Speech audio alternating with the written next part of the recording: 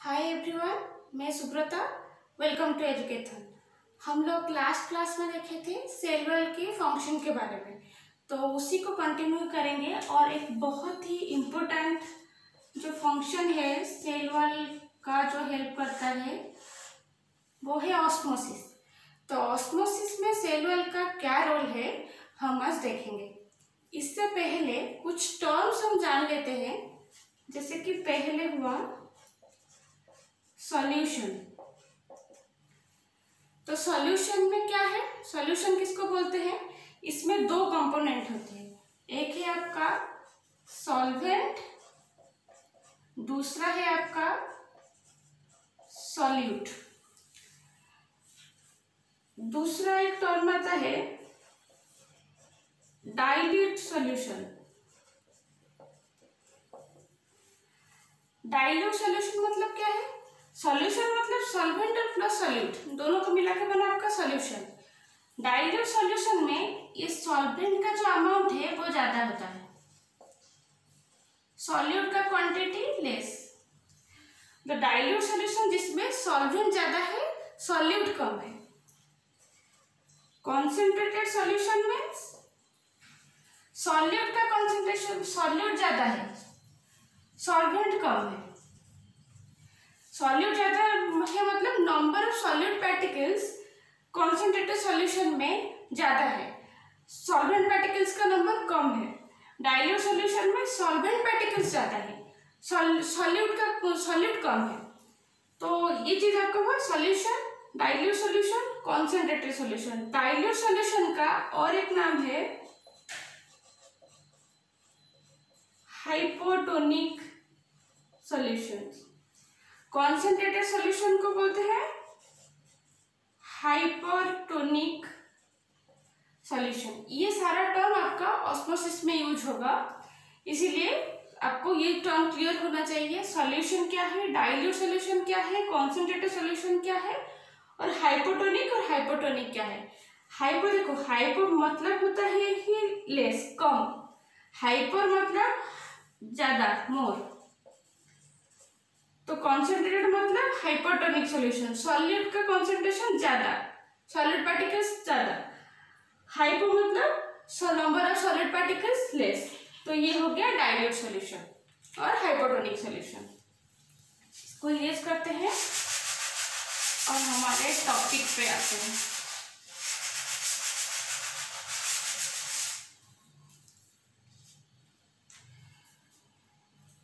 आपका ऑस्मोसिस का डेफिनेशन क्या है, सबसे पहले देखते हैं। ऑस्मोसिस मीन्स, होप ये क्लियर हो, थोड़ा इरेज नहीं हो रहा क्लियर से। ऑस्मोसिस मीन्स मूवमेंट ऑफ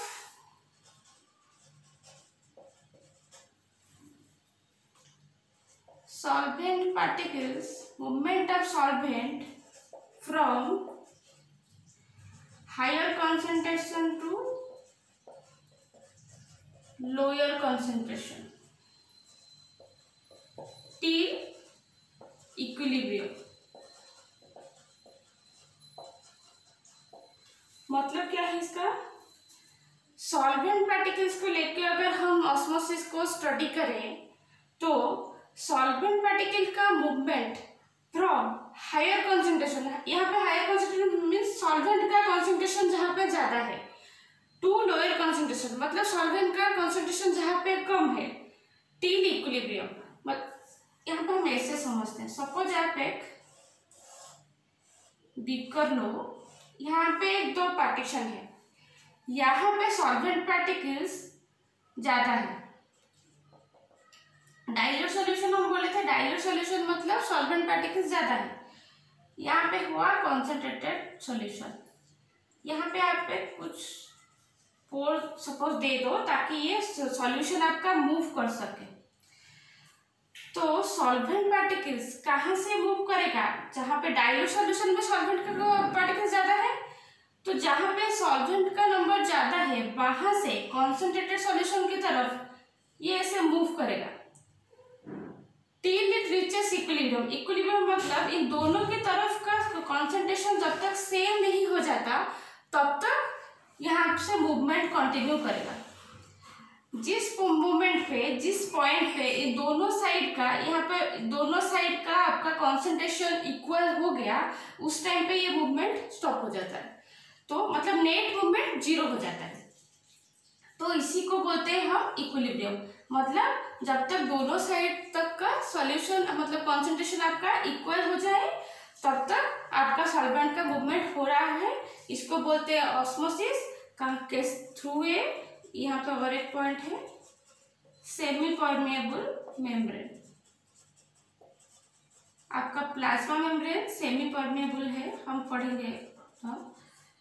तो यहाँ पे जैसे कि पार्टीशन हुआ उस तरह के एक सेमी परमेएबल मेम्ब्रेन के थ्रू सॉल्वेंट पार्टिकल मूवमेंट करते हैं अपने हायर कंसंट्रेशन से, सॉल्वेंट का हायर कंसंट्रेशन से सॉल्वेंट का लोअर कंसंट्रेशन तक। अगर सॉल्यूशन के टर्म में समझे तो डाइल्यूट सॉल्यूशन से कॉन्सेंट्रेटेड सॉल्यूशन की तरफ जो सॉल्वेंट पार्टिकल मूवमेंट होता है उसको हम ऑस्मोसिस बोलते हैं। कहाँ तक मूव करते हैं? जब तक वो इक्विलिब्रियम पॉइंट को अचीव नहीं कर देगा।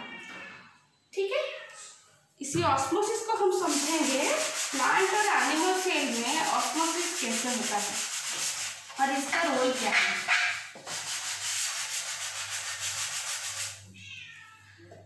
तो पहले हम देखते हैं एनिमल सेल में ऑस्मोसिस कैसे होता है। तो एनिमल सेल का क्या है? एनिमल सेल का पिक्यूलियरिटी ये है कि एनिमल सेल में सेल वॉल एब्सेंट है। तो सबसे पहले हम एक एनिमल सेल को ऑस्मोसिस स्टडी करेंगे। हम आप एक बीकर ले लो जहां पे एक एनिमल सेल को रखो। यहाँ पे हम 3 केस स्टडी करेंगे। एक तो होता है आपका पहला केस नंबर 1 आपका आइसोटोनिक सॉल्यूशन में। अब ये आइसोटोनिक क्या है? आइसोटोनिक मतलब ये दोनों साइड का कंसंट्रेशन सेम है। जैसे कि हाइपो में क्या हुआ, एक का कंसंट्रेशन कम होता है, हाइपर में ज्यादा होता है, आइसोटोनिक में सेम है। मतलब यहाँ पे जब एनिमल सेल को आप एक आइसोटोनिक सॉल्यूशन में रखते हो, मतलब ये जो आपका सॉल्यूशन है बाहर की तरफ, इसका कंसंट्रेशन जो है इस सेल के अंदर जो कंटेंट है उसका कंसंट्रेशन भी सेम ही है। सेल के अंदर क्या है आपका? सेल के अंदर साइटोप्लाज्म है, हम देखेंगे आगे की क्लास में। तो जो आपका सेलुलर कंसंट्रेशन जो है, सेलुलर कंटेंट का कंसंट्रेशन जो है, आप जिस सेल को जिस मीडियम में रखे हो उसका भी कंसंट्रेशन सेम है। इसको बोलते हैं आइसोटोनिक सॉल्यूशन। तो आइसोटोनिक सॉल्यूशन में एनिमल सेल को रखोगे तो क्या होगा? ये आपका आउटर मीडियम भी ले लो जिसमें जिस मीडियम में आप अपने एनिमल सेल को रखे हो। तो क्या होगा? देखो, इसके अंदर जो कंटेंट है इसका कंसंट्रेशन भी सेम है, जो है इसका भी सेम है। तो मूवमेंट होगा या नहीं होगा?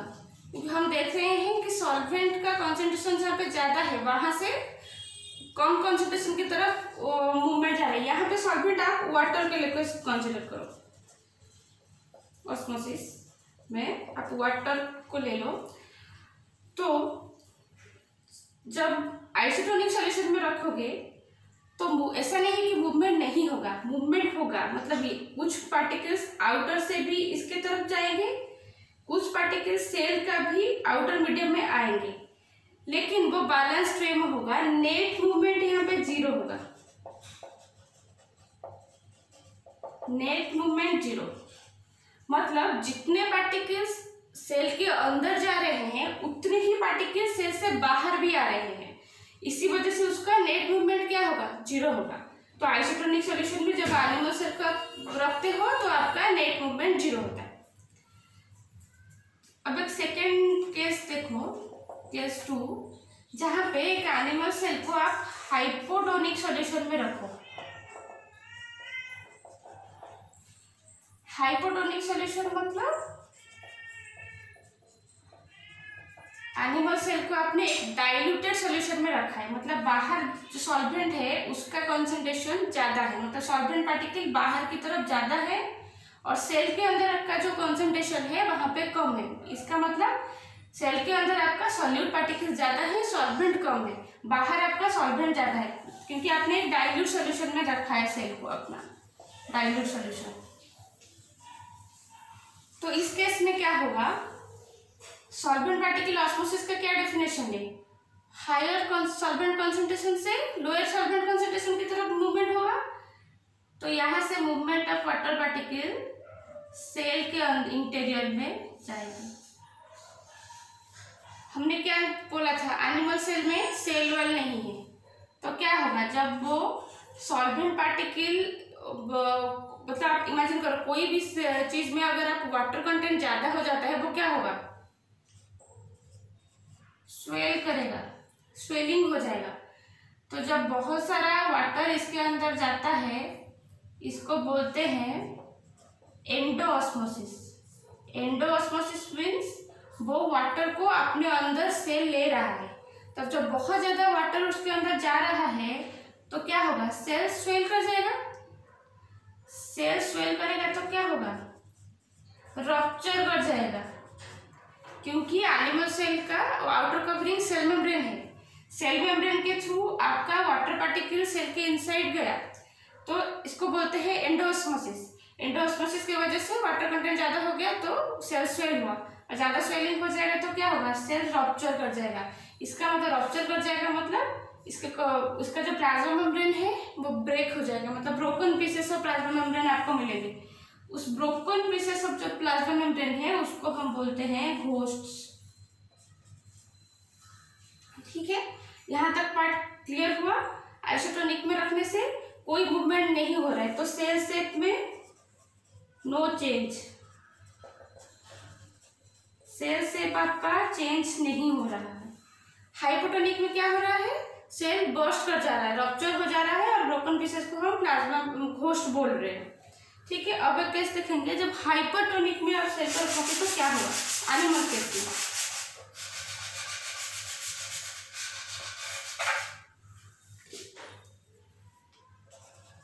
केस 3,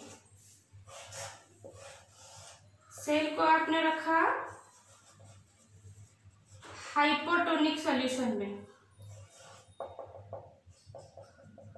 एक चीज याद रखो, हम अभी एनिमल सेल का कंसीडर कर रहे हैं। हाइपोटोनिक सेल में रख रहे हैं मतलब सेल के अंदर जो कंटेंट है, जो साइटोप्लाज्म में जो कंटेंट है उसका कंसंट्रेशन आपका ये डाइल्यूट है। आउटर मीडिया का जो जिस मीडिया में आपने सेल को रखा है उसका कंसंट्रेशन ज्यादा है।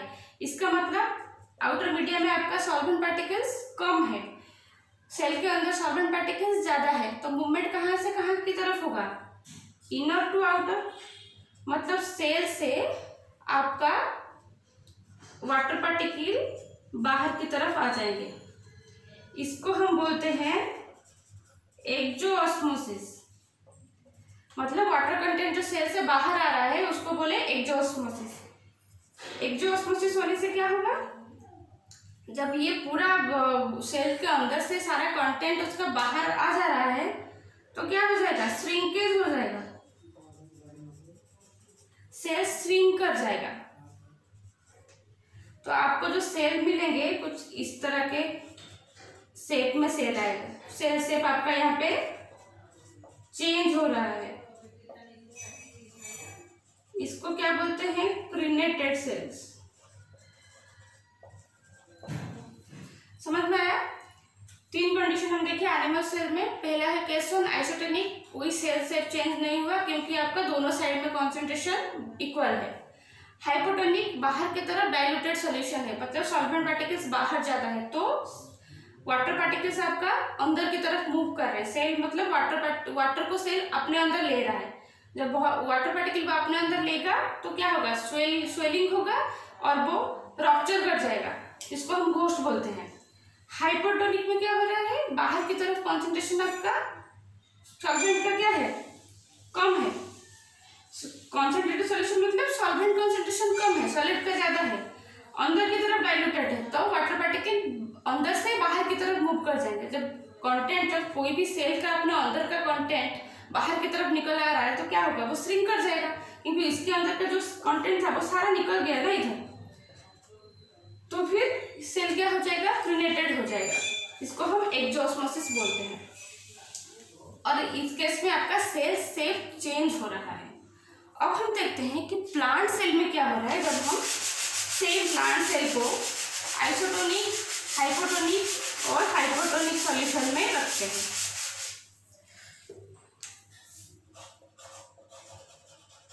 प्लांट सेल केस 1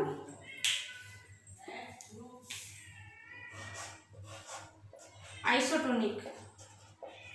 आइसोटोनिक मतलब दोनों तरफ का कॉन्सेंट्रेशन इक्वल है, मतलब सेल के अंदर सॉल्वेंट जितना है बाहर भी सॉल्वेंट पार्टिकल्स उतने ही है, तो सेम होगा, कुछ अंदर की तरफ मूवमेंट होगा, कुछ आउटर की तरफ मूवमेंट होगा, net movement 0। Net movement water particle का 0 हुआ, no change in shape. Cell shape में कोई भी चेंज नहीं आएगा। सेकेंड में क्या हो रहा है आपका, सेकेंड केस हाइपोटोनिक। हाइपोटोनिक में यहाँ पे क्या होता है, प्लांट सेल में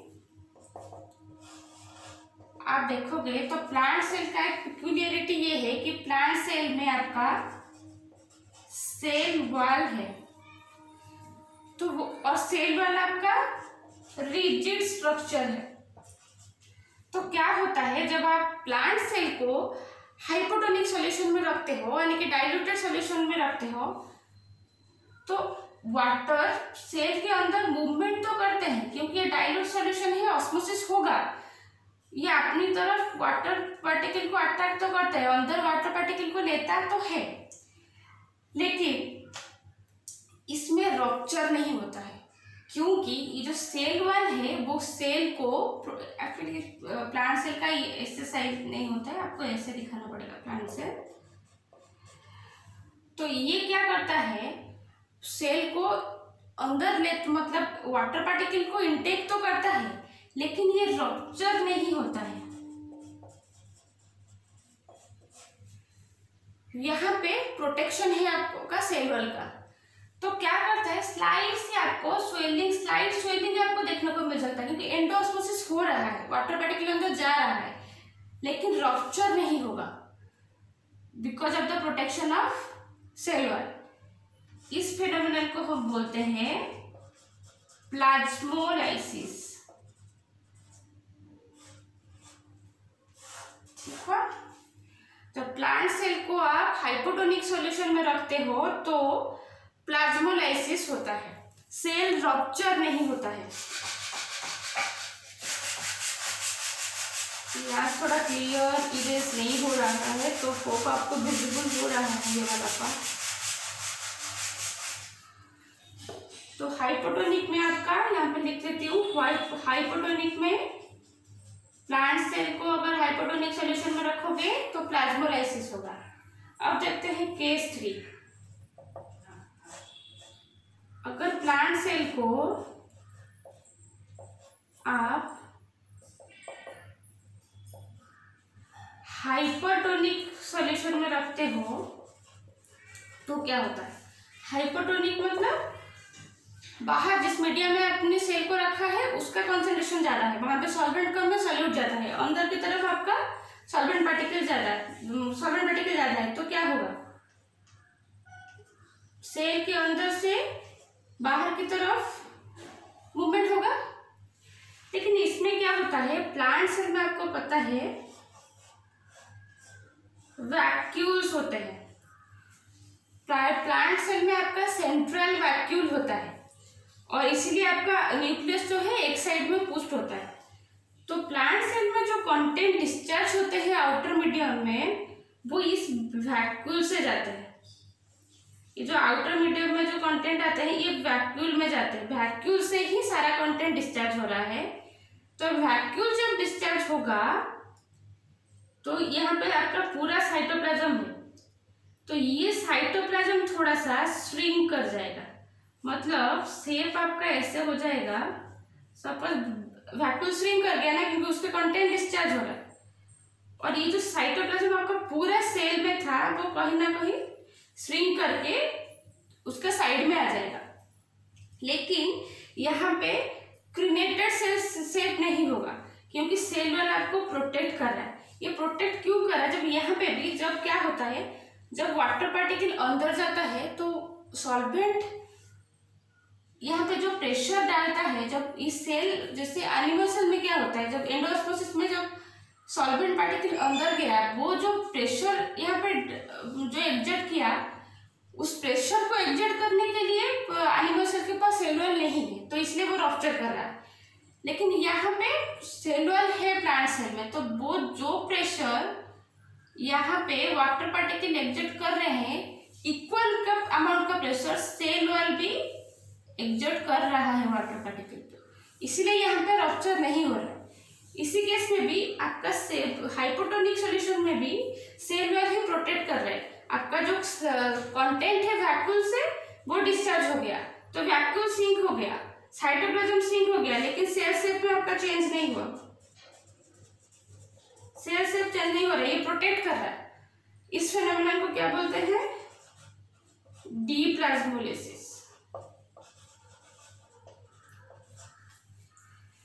तो इसको डीप्लाज्मोलिसिस बोलेंगे फेनोमेनन को, सेल को बोलेंगे डीप्लाज्मोलाइज्ड सेल, यहाँ पे हाइपोटोनिक फेनोमेनन को बोलेंगे प्लाज्मोलिसिस, सेल को बोलेंगे प्लाज्मोलाइज्ड सेल्स।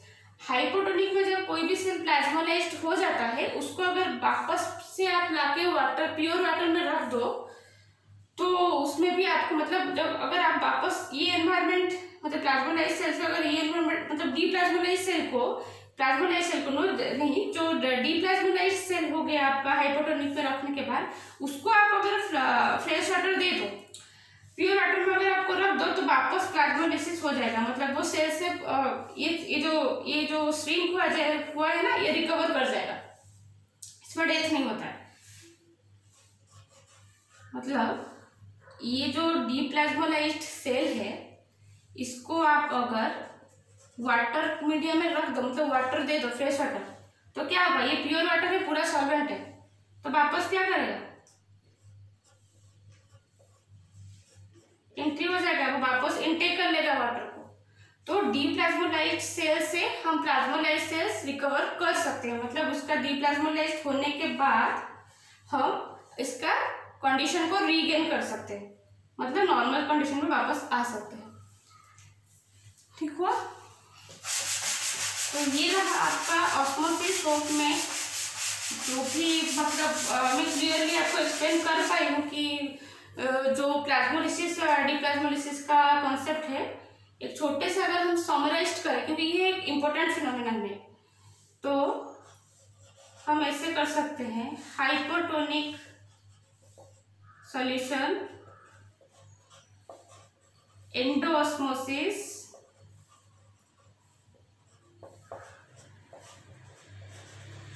Plasmolysis, plasmolysis.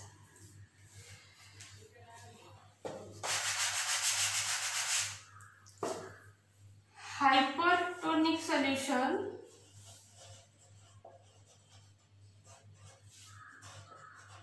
एक्सोऑस्मोसिस,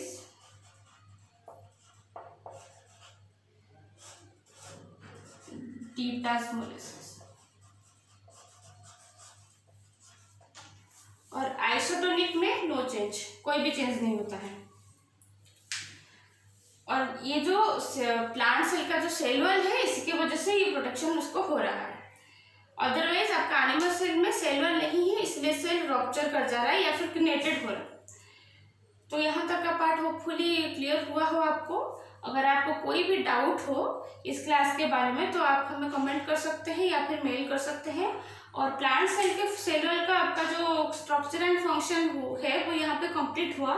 और एक कुछ फंक्शन था आपका लाइसोसोम के रिगार्डिंग कि मिडिल लैमेला और जो प्लांट सेल वॉल में और क्या फंक्शन है जो लाइसोसोम को रिप्लेस कर पा रहा है प्लांट में, इसका फंक्शन जो प्लांट सेल वॉल कर रहा है, तो वो हम लाइसोसोम तक पढ़ेंगे, उसके साथ में ही देखेंगे, क्योंकि लाइसोसोम बिना पढ़े इसको अगर कर देंगे तो बहुत सारा कंफ्यूजन क्रिएट हो जाएगा। तो आज की क्लास में बस इतना ही। आपको अगर हमारा वीडियो पसंद आता है तो फिर उसको ज़्यादा से ज़्यादा लाइक एंड शेयर कीजिए। और हमें आपका जो भी सजेशन है या कमेंट है वो हमें मेल भी कर सकते हैं। Thank you so much.